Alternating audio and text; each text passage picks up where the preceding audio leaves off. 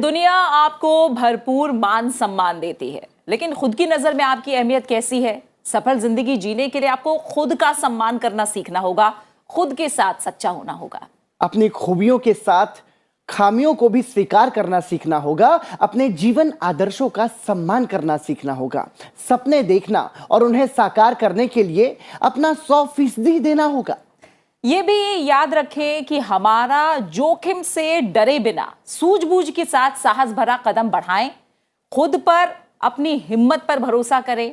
भरोसे से उठा हर एक कदम बड़े से बड़े जोखिम को छोटा साबित कर देता है। और जब सफलता मिले तो अपने पांव जमीन पर टिकाए रखें, क्योंकि क्षण भर की नहीं बल्कि जिंदगी भर की सफलता मायने रखती है। हेलो इंडिया, मैं हूं पराक्रम सिंह शेखावत। हेलो इंडिया, मैं हूं प्रीति।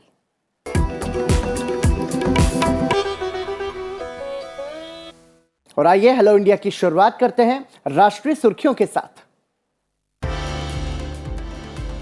प्रधानमंत्री नरेंद्र मोदी ने अमृत महोत्सव से स्वर्णिम भारत की ओर कार्यक्रम का उद्घाटन किया और कहा कि हमारे और राष्ट्र के सपने अलग अलग नहीं हैं और देश की प्रगति में ही हमारी प्रगति है। हमारा दायित्व बनता है कि दुनिया भारत को सही रूप में जाने।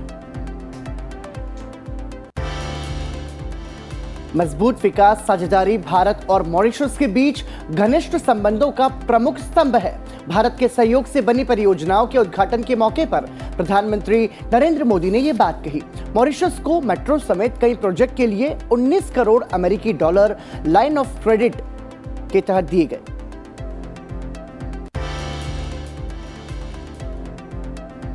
देश में 249 दिन में कोविड के सर्वाधिक दैनिक मामले आए हैं। संक्रमण के दैनिक मामले 3 लाख को पार कर चुके हैं। ओमाइक्रॉन के मामलों में 3.63% की वृद्धि हुई है। मरीजों के ठीक होने की राष्ट्रीय दर घटकर अब 93.09% हो गई है।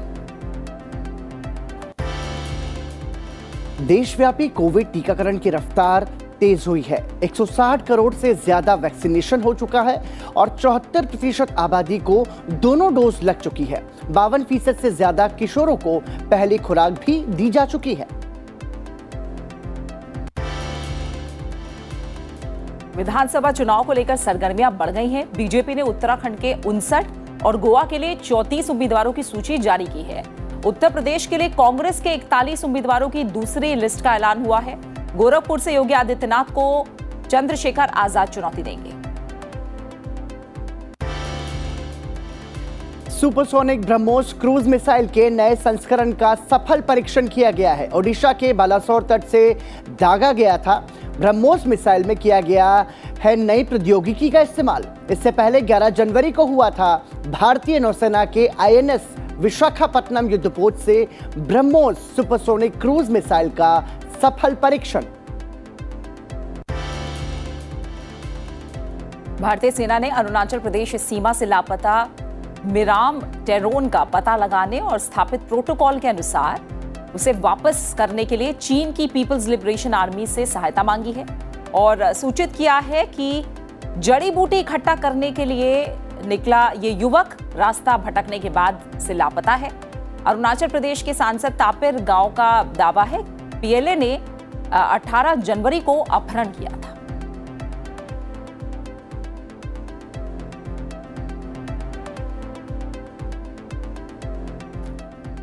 और आइए अब एक नजर डाल लेते हैं NEWS यानी नॉर्थ ईस्ट वेस्ट साउथ चारों कोनों से राज्यों से आ रही बड़ी खबरों पर। उत्तर प्रदेश के मुख्यमंत्री योगी आदित्यनाथ लगातार कोरोना के मामलों पर नजर रखे हुए हैं। मुख्यमंत्री ने कोविड मैनेजमेंट देख रही हाई लेवल टीम 9 के साथ समीक्षा बैठक में प्रत्येक जिले में एक अस्पताल को डेडिकेटेड कोविड हॉस्पिटल के रूप में आरक्षित करने के लिए निर्देशित किया। मध्य प्रदेश के मुख्यमंत्री शिवराज सिंह चौहान ने कलेक्टर कमिश्नर कॉन्फ्रेंस की शुरुआत कानून व्यवस्था की समीक्षा से की। उन्होंने कहा कि सरकार 29 दिन तक काम करेगी और 1 दिन उसकी समीक्षा की जाएगी।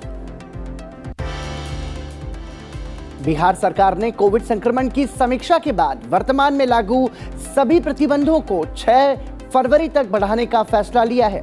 मुख्यमंत्री नीतीश कुमार ने लोगों से विशेष सावधानी बरतने और सरकार द्वारा जारी दिशा निर्देशों का पालन करने की अपील भी की है। राजस्थान के मुख्यमंत्री अशोक गहलोत ने कर्ज नहीं चुकाने वाले किसानों की कृषि भूमि को बैंकों द्वारा नीलाम किए जाने से रोकने के निर्देश दिए हैं। सरकार के अधिकारियों को इस प्रक्रिया को रोकने का आदेश दिया गया है।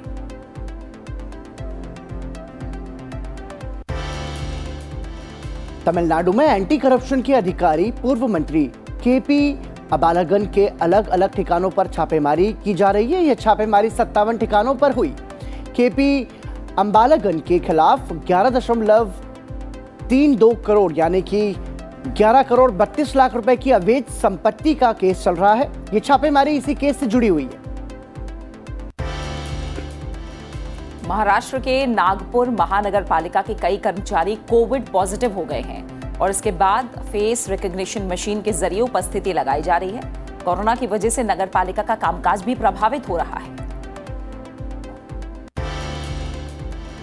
अंबाला नगर निगम में 35 अधिकारी और कर्मचारी कोरोना संक्रमण की चपेट में आ गए हैं। इसके बाद से कार्यालय को 2 दिन के लिए बंद कर दिया गया है। कामकाज प्रभावित होने से लोगों को परेशानियों का सामना करना पड़ रहा है। जीनोम सीक्वेंसिंग की जांच की सुविधा अब राजस्थान के जोधपुर में भी शुरू हो गई है। जयपुर एसएमएस के बाद जोधपुर मेडिकल कॉलेज में जीनोम सीक्वेंसिंग की मशीन लगाई गई है। देश में कोरोना संक्रमण के बढ़ते मामलों के बीच महाराष्ट्र में सोमवार से 1 से 12वीं तक के स्कूल खोलने का फैसला लिया गया है। इस दौरान कोरोना से जुड़े सभी नियमों का पालन किया जाएगा। माता पिता की अनुमति के बाद ही बच्चों को स्कूल आने दिया जाएगा। गणतंत्र दिवस को लेकर गुवाहाटी के असम खादी उद्योग बोर्ड में राष्ट्रीय ध्वज तैयार किए जा रहे हैं। इस साल बोर्ड को 5400 तिरंगा बनाने का ऑर्डर मिला है, जिसकी कीमत 11,27,000 रुपए है। दिल्ली एनसीआर में कोहरे का कहर जारी है। अन्य दिनों की तुलना में सुबह के वक्त घना कोहरा छाया रहता है। इससे वाहन चालकों को खासी दिक्कतों का सामना करना पड़ता है। कम विजिबिलिटी के चलते वाहन चालकों को फॉग लाइट जलाने के बावजूद अपनी रफ्तार बेहद धीमी करनी पड़ती है। पंजाब और हरियाणा के अधिकतर इलाकों में न्यूनतम तापमान सामान्य से अधिक दर्ज किया गया। चंडीगढ़ में न्यूनतम तापमान 10.7 डिग्री सेल्सियस दर्ज किया गया। बिहार 2-3 दिनों में बारिश की संभावना जताई गई है। बिहार में सर्द हवाओं की वजह से ठंड बढ़ चुकी है और वहां का न्यूनतम तापमान 9 डिग्री सेल्सियस रहा है। कोहरे की वजह से लोगों को खासी मुश्किलों का सामना करना पड़ रहा है। मौसम विभाग ने बिहार में अगले 2 से 3 दिनों में बारिश की संभावना भी जताई है।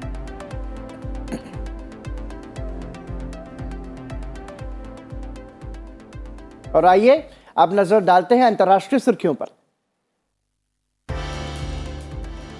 भारत ने संयुक्त राष्ट्र में पहली बार हिंदू, बौद्ध और सिख धर्म को मानने वाले लोगों के खिलाफ बढ़ती घृणा के वातावरण पर लगाम लगाने की मांग की है। संयुक्त राष्ट्र में भारत के स्थायी प्रतिनिधि टी.एस. तिरुमूर्ति ने कहा कि संयुक्त राष्ट्र के आतंकवाद विरोधी दस्तावेजों में ईसाई, इस्लाम और यहूदी धर्म के खिलाफ घृणा फैलाने वालों का जिक्र तो है, लेकिन हिंदू, बौद्ध और सिख धर्म के खिलाफ घृणा फैलाने वालों की कोई चर्चा तक नहीं है। संयुक्त राष्ट्र में भारत के स्थायी प्रतिनिधि टी.एस. तिरुमूर्ति संयुक्त राष्ट्र के काउंटर टेररिज्म काउंसिल के अंतर्राष्ट्रीय सम्मेलन को संबोधित कर रहे थे। यूक्रेन के मसले पर अमेरिका और रूस के बीच तनाव जारी है। अमेरिका ने एक बार फिर रूस को चेतावनी देते हुए कहा है कि अगर रूस ने यूक्रेन पर हमला किया तो इसके गंभीर परिणाम भुगतने पड़ सकते हैं। अमेरिका के राष्ट्रपति पद का कार्यभार संभालने के 1 वर्ष पूरे होने के मौके पर एक सम्मेलन को संबोधित करते हुए राष्ट्रपति बाइडेन ने कहा कि अगर रूस यूक्रेन पर आक्रमण करता है तो वो अंतर्राष्ट्रीय बैंकिंग प्रणाली तक रूसी पहुंच को सीमित कर देंगे। इस बीच रूस ने अमेरिका के राष्ट्रपति के बयान पर कड़ी प्रतिक्रिया दी है। जो बाइडेन राष्ट्रपति की प्रतिक्रिया। I've spoken to every major NATO leader. We've had the NATO-Russian summit. We've had the OSCE has met, etc. And so I think what you're going to see is that Russia will be held accountable if it invades. And it depends on what it does. It's one thing if it's a minor incursion and then we end up having a fight about what to do and not do, etc. But if they actually do what they're capable of doing with the force amassed on the border, it is going to be a disaster for Russia if they further invade Ukraine, and that our allies and partners are ready to impose severe cost and significant harm on Russia and the Russian economy. America में mobile phone की 5G प्रणाली शुरू करने से अमेरिकी airport के आसपास विमान सेवाओं का संचालन बाधित होने की आशंका के बाद दुनिया भर की विमानन कंपनियां अमेरिका जाने वाली अपनी उड़ानों के समय में बदलाव कर रही हैं। एयर इंडिया ने भी कहा है कि उसने बोइंग B777 विमानों से भारत अमेरिका की 6 उड़ानें फिर शुरू कर दी हैं। एयर इंडिया ने उत्तरी अमेरिका में 5G इंटरनेट के कारण बुधवार को भारत अमेरिका के बीच 8 उड़ानें रद्द कर दी थी, क्योंकि 5G इंटरनेट विमान के रेडियो अल्टीमीटर में हस्तक्षेप कर सकता है। दुबई की एमिरेट्स एयरलाइन ने कहा है कि वो अमेरिका के शिकागो, न्यूयॉर्क और सैन फ्रांसिस्को समेत कई शहरों के लिए उड़ानें स्थगित रखेगा। वहीं जापान एयरलाइंस कंपनी और ANA होल्डिंग इन विमानन कंपनी ने कहा है कि वो अमेरिका जाने वाले कुछ हवाई मार्गों पर 777 जेट विमानों की उड़ान स्थगित कर देंगे।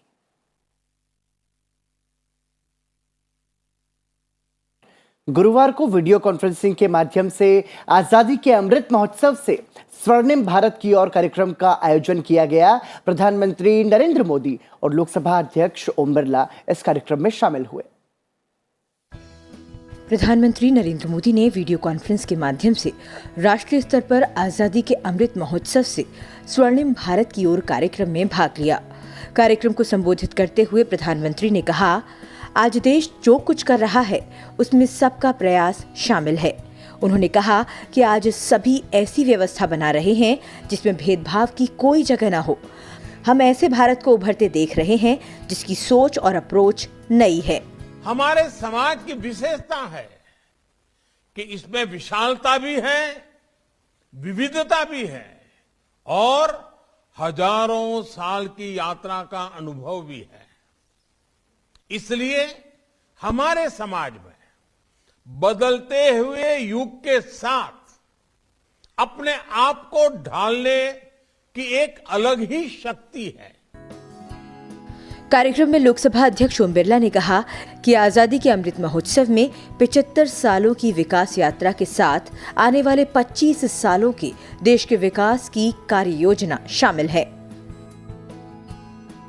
आजादी का अमृत महोत्सव वास्तव में एक ऐसा विजन है, एक ऐसा विचार है जो देश की अंतर्निहित शक्तियों को राष्ट्र निर्माण के लिए काम में लाती है। ये सबको जोड़ने का मंत्र है, एक समावेशी विचारधारा है जिसका अंतिम लक्ष्य देश के स्वर्णिम भविष्य का निर्माण है। कार्यक्रम के दौरान प्रधानमंत्री ने ब्रह्म कुमारी संस्था द्वारा आजादी का अमृत महोत्सव के प्रति समर्पित साल भर चलने वाले कार्यक्रमों का शुभारंभ किया। इनमें विभिन्न विषयों पर 30 से अधिक अभियान और 15,000 से अधिक कार्यक्रम शामिल हैं। और आइए अब नजर डालते हैं आज की गतिविधियों पर। आज की बड़ी गतिविधियों की बात करें तो उपराष्ट्रपति एम वेंकैया नायडू भारतीय पेट्रोलियम और ऊर्जा संस्थान विशाखापत्तनम के पहले दीक्षांत समारोह में शामिल होंगे।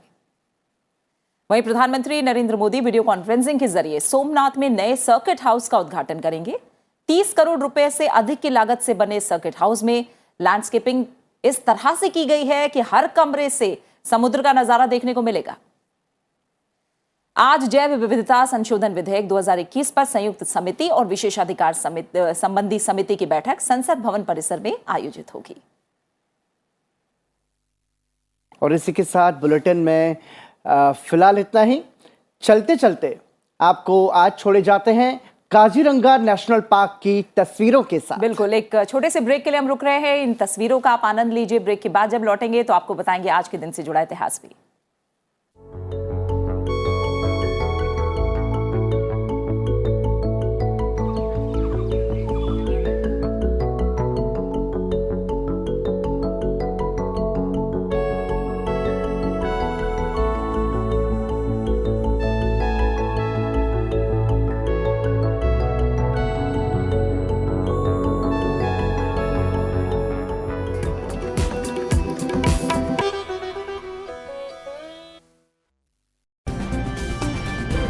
करीब 29,925 केसेस रिपोर्ट हो रहे हैं। केस पॉजिटिविटी करीब 2.6% पिछले एक हफ्ते में नोट की गई है।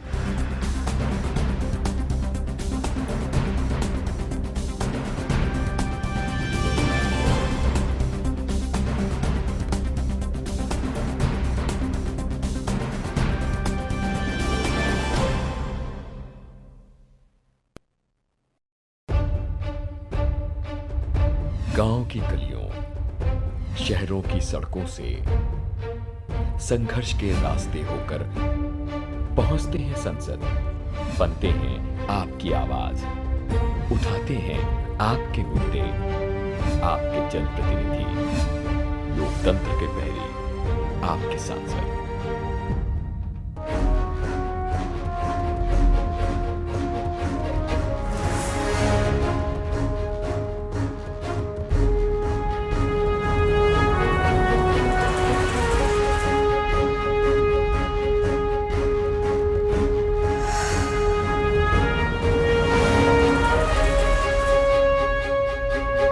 स्वराज आया है उसे हम मजबूती से अपने पास रखेंगे ताकि कोई दूसरा हमारी तरफ टेढ़ी नजर भी उठाकर देखे तो हम उसका पूरी तरह से मुकाबला कर सकें। मैं आपसे कहूंगा कि 2 नारे आज लगें। 2 नारा अगर आप लगाएं तो वही असली नारा है आज देश की जरूरत के मुताबिक। एक तो जय जवान का और दूसरा जय किसान का। ये 2 नारे मैं समझता हूँ कि आज हमारे देश के लिए जरूरी है।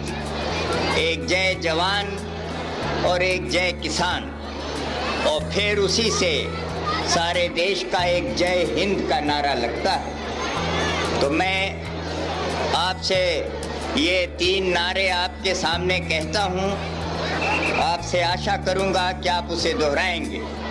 एक तो जय जवान, जय जवान, जय जवान, जय किसान, जय किसान, जय किसान, जय Hind.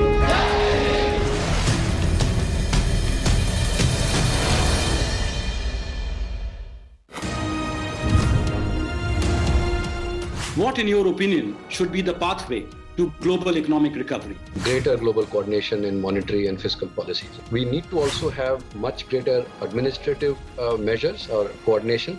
One of the most vital pathways is to return to increased openness in global trade and investment, to focus on the soft infrastructure of education, skilling and healthcare.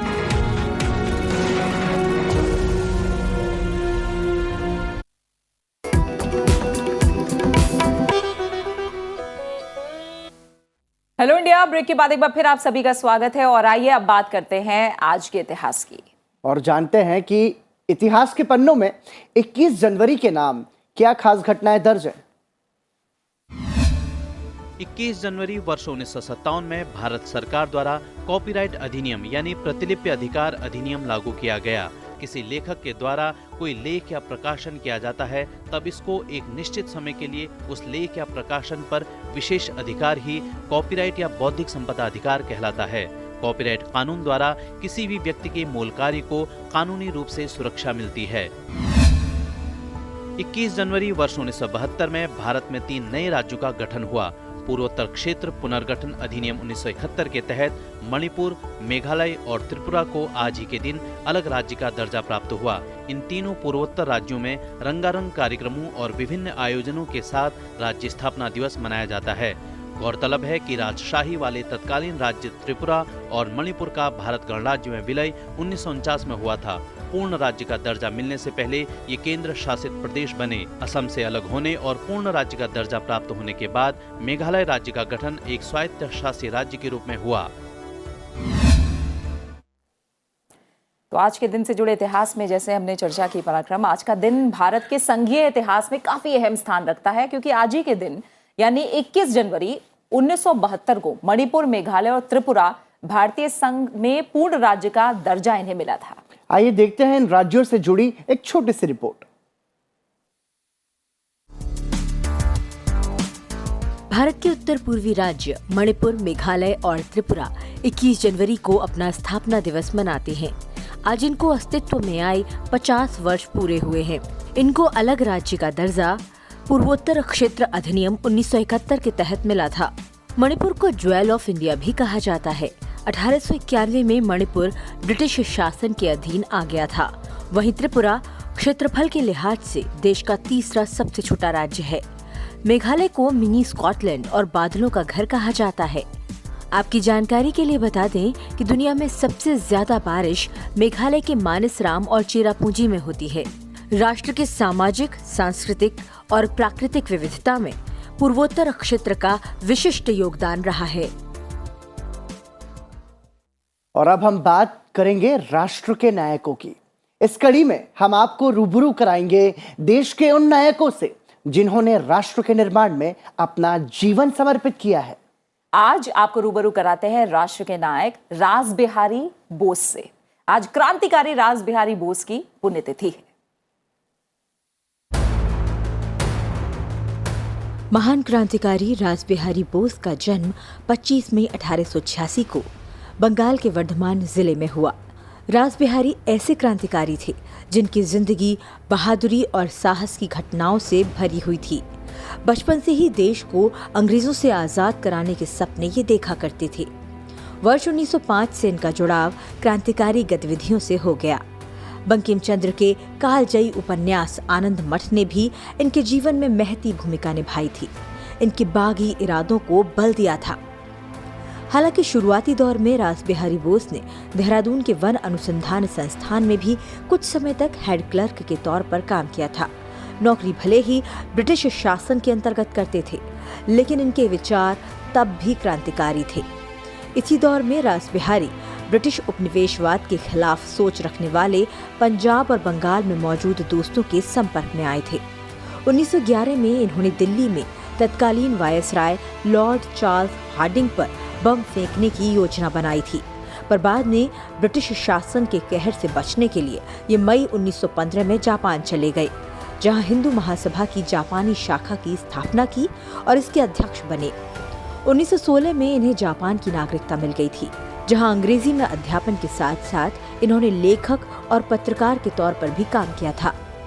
आपकी जानकारी के लिए बता दें, ब्रिटिश हुकूमत के खिलाफ आजाद हिंद फौज की बुनियाद रखने का श्रेय भी रास बिहारी बोस को जाता है।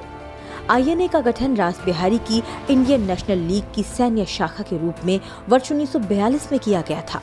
सुभाष चंद्र बोस जर्मनी में थे जब उन्हें रास बिहारी बोस ने जापान आमंत्रित किया था और आईएनए की कमान सौंपी थी। भारत को ब्रिटिश हुकूमत से आजाद कराने के लिए बोस ने आजीवन संघर्ष किया, पर इस सपने को दिल ही में लिए ये 21 जनवरी 1945 को दुनिया से विदा हो गए। इनकी मृत्यु जापान के टोक्यो शहर में हुई थी और जापान की सरकार ने इन्हें order of the rising sun के सम्मान से नवाजा था।